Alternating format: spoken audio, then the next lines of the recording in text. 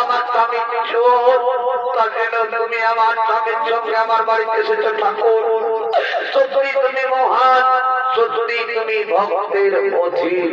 হে স্বামী, তুমি একবার অন্তর নয়নে চেয়ে দেখো, তুমি অন্তর মনে চেয়ে দেখো, তুমি যে সত্যি সত্যি ভগবানকে নিয়ে এসেছো। কি বলে ভাই, এখনো তোমার ভগবান ভগবান বলেনি, তুমি আমি আছি না। দেখতে হবে, আমাকে একবার অন্তরে দেখতে হবে, আমাকে একবার ভালোভাবে দেখতে হবে। তাই দেখি, একবার আমি ভালোভাবে দেখি। আমি যে ভুল করেছি, আমি না জেনে না বুঝে আমি ভগবানের উপর করেছি অত্যাচার।